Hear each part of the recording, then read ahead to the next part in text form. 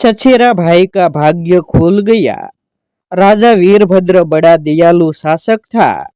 जो सचमुच जरूरतमंद होते थे उन्हें आर्थिक मदद देने में वह कभी सोच विचार नहीं करता था।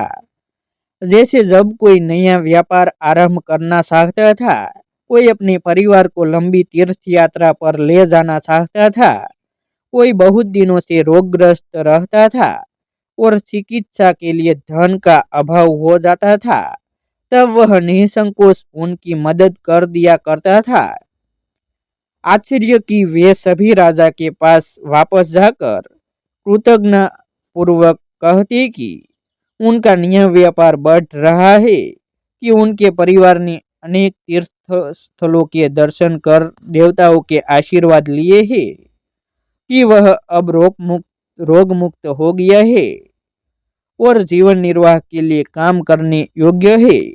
राजा को यह देखकर प्रसन्नता होती थी कि समय पर दी गई उसकी मदद से वांछित परिणाम मिल गया। लेकिन उसे एक बात का दुख रह गया। वीरभद्र का दूर के रिश्ते में एक चचेरा भाई था, वीरमूर्ति, जो बहुत गरीब था। राजा उसकी सचमुच मदद करना चाहता था, परंतु वह व्यक्ति उसकी मदद से पूरा लाभ नहीं उठा पाता था।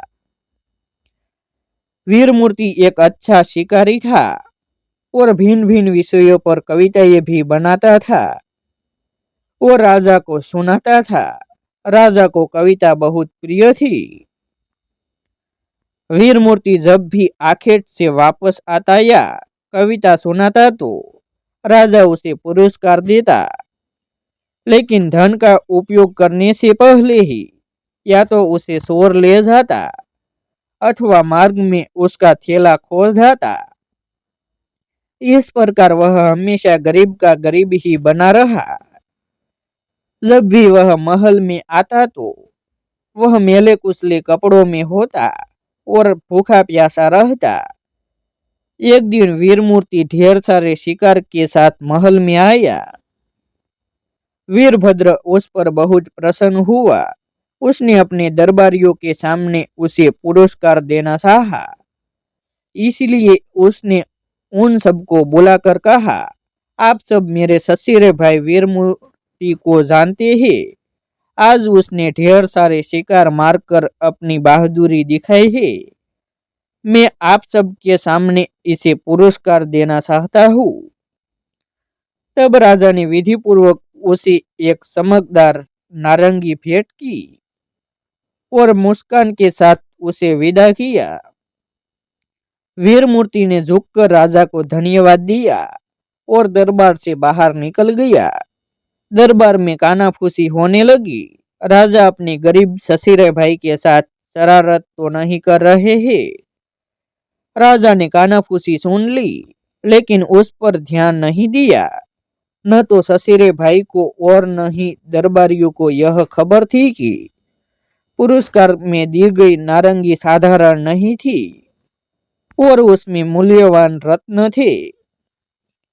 वीरमूर्ति ने पुरस्कार के बारे में दोबारा नहीं सोचा।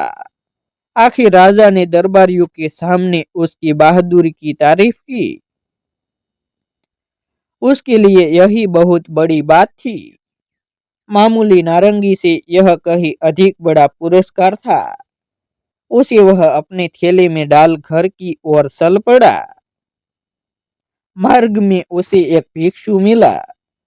उसने अपना कटोरा उसके सामने बढ़ा दिया। वीरमूर्ति के पास पैसे नहीं थे, इसीलिए उसने थैले से नारंगी निकाली और भिखारी के कटोरों में डाल दी। तुम्हें भूख लग रही होगी, इसे खा लो।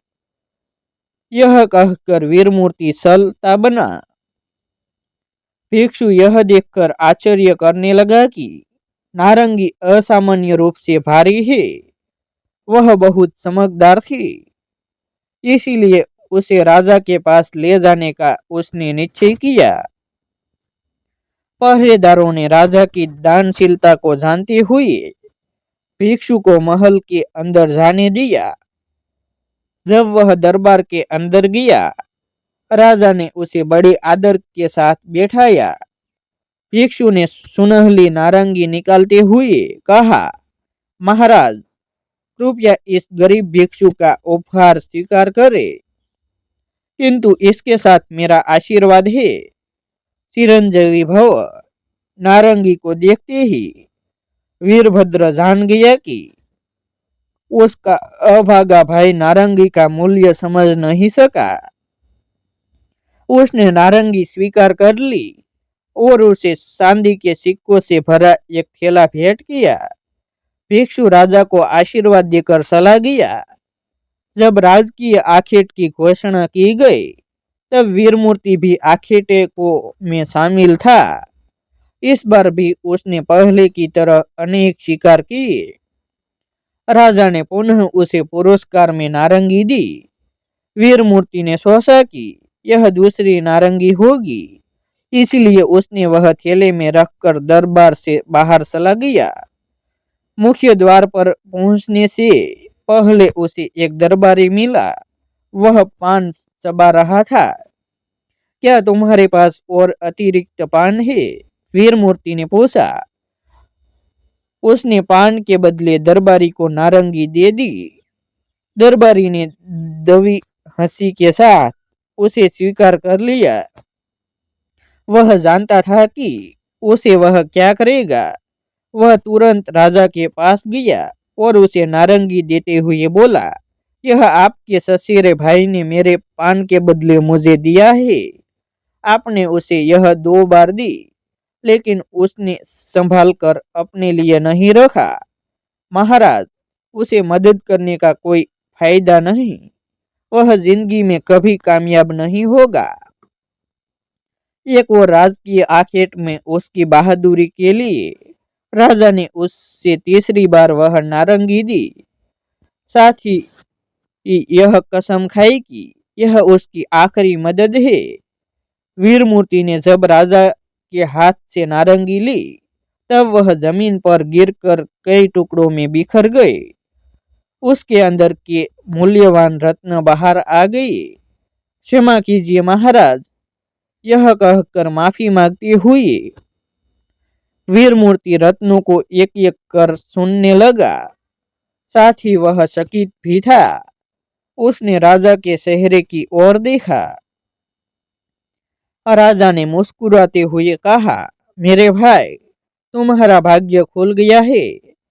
जब भी मैंने तुम्हें मदद करने की कोशिश की, तुम करीबन इनकार करते रहे। तुमने नारंगी दूसरों को दे दी। अब तुम धनी बन जाओगे। राजा वीरभद्र ने उसे इतना सोना देकर विदा किया जो उसकी जिंदगी भर चले। वीरमूर्ति शीघ्र ही एक धनी व्यक्ति बन गया, लेकिन उसने निश्चय किया कि वह भी अपने ससेरे भाई की तरह जरूरतमंदों की मदद करेगा।